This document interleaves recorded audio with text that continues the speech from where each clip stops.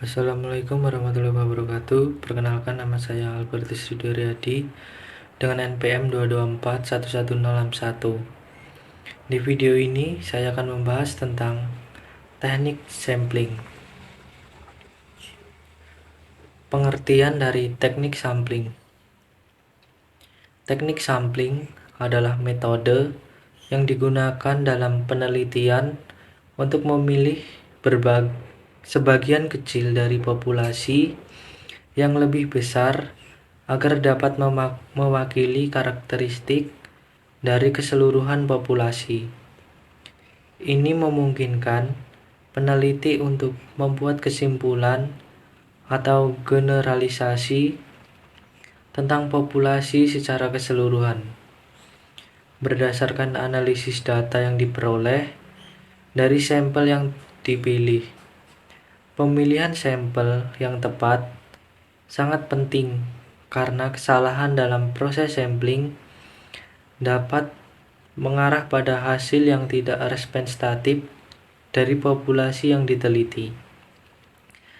Teknik sampling yang berbeda-beda seperti random sampling, static sampling, cluster sampling, convenience sampling, dan systematic sampling memiliki pendekatan dan tujuan yang berbeda dalam memilih sampel yang mewakili populasi.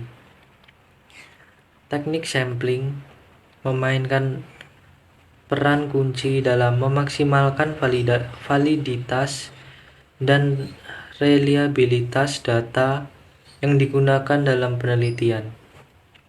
Dengan menggunakan teknik sampling yang tepat, peneliti dapat mengurangi bias dan membuat generalisasi yang lebih akurat terkait dengan populasi yang lebih besar. Tujuan teknik sampling yaitu mempresentasi populasi. Tujuan utama dari teknik sampling adalah memilih sampel yang dapat mewakili secara keseluruhan karakteristik dari populasi yang lebih besar. Dengan cara ini, data yang diperoleh dari sampel tersebut dapat digunakan untuk membuat generalisasi atau kesimpulan tentang keseluruhan populasi. 2. Efisiensi dan hemat biaya.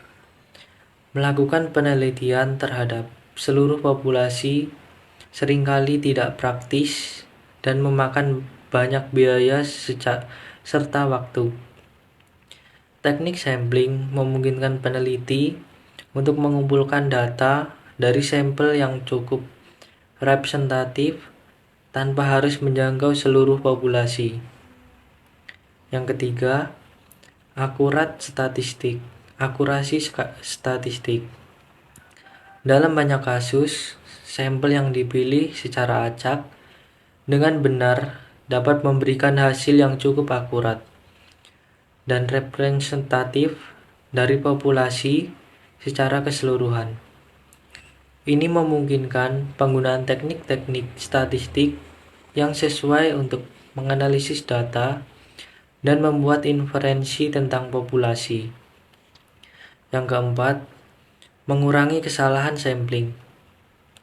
Dengan menggunakan teknik sampling yang tepat, peneliti dapat mengurangi jenis kesalahan yang mungkin terjadi, seperti kesalahan sampling acak atau bias yang muncul dalam pemilihan sampel. Yang kelima, penelitian yang lebih terfokus. Dengan memilih teknik sampling yang sesuai dengan tujuan penelitian, peneliti dapat memfokuskan upaya mereka pada karakteristik atau variabel yang relevan dari populasi yang ingin diteliti. Yang keenam, generalisasi dan penerapan hasil. Data yang diperoleh dari sampel yang diambil dengan benar dapat digunakan untuk membuat generalisasi yang valid dan memberikan informasi yang berguna untuk berbagai kepentingan seperti kebijakan politik, pengambilan keputusan bisnis, atau pengembangan ilmu pengetahuan. Alasan penggunaan teknik sampling. 1. Tidak mungkin untuk mengumpulkan seluruh data. 2. Menghemat waktu, biaya, dan sumber daya lainnya. 3. Kadang lebih dipercaya sebab peneliti tidak lelah. Jenis-jenis sampling. Yang pertama, random sampling, yaitu pengambilan sampel yang dilakukan secara acak dari seluruh populasi. Yang kedua, cluster sampling. Populasi dibagi ke dalam beberapa kelompok dan beberapa kelompok diambil sebagai sampel secara random. Yang ketiga, convenience sampling. Pengambilan sampel dilakukan berdasarkan ketersediaan data yang tersedia tanpa memilih secara acak. Yang keempat, systematic sampling. Pengambilan sampel dengan jarak interval yang sama antara satu sampel dengan sampel lainnya. Pemilihan teknik sampling yang tepat. Research objective. Pemilihan teknik sampling yang efektif sangat tergantung pada tujuan penelitian. Yang kedua, data quality. Pastikan kualitas data yang didapatkan dengan menggunakan teknik sampling yang tepat. 3. Popularitas size. Ukuran populasi dapat mempengaruhi teknik sampling yang akan digunakan. Yang keempat, data type. Memilih teknik sampling yang sesuai dengan jenis data yang akan diambil. Metode dalam teknik sampling. Simple random sampling. Metode sampling random yang cukup populer karena mudah dilakukan dan cocok untuk data dengan populasi frame yang jelas. Yang kedua, strative random sampling. Pemilihan sampel yang didasarkan atas beberapa kriteria tertentu. Yang ketiga, code sampling. Penentuan sampel dari subkelompok populasi tertentu yang mempunyai spesifikasi tertentu untuk dinilai atau dievaluasi. Design sampling. Yang pertama yaitu ada probability sampling. Setiap elemen dalam populasi mempunyai kesempatan yang sama untuk diseleksi sebagai subjek dalam sampel. Representatif ini penting untuk generalisasi. Yang kedua yaitu non-probability sampling. Setiap elemen dalam populasi belum tentu mempunyai kesempatan sama untuk diseleksi sebagai subjek dalam sampel. Dalam hal ini, waktu adalah hal yang utama. Kelebihan dan kekurangan metode sampling. Yang pertama yaitu kelebihan, mampu menghemat waktu dan biaya, menghemat tenaga kerja, memperoleh data yang cukup akurat, serta dapat digunakan untuk mempelajari suatu masalah secara seksama. Kekurangannya, data yang didapat mungkin tidak menggambarkan kondisi keseluruhan populasi. Kriteria pengambilan sampel memerlukan pertimbangan yang cermat agar tidak sampai memilih sampel yang tendensius.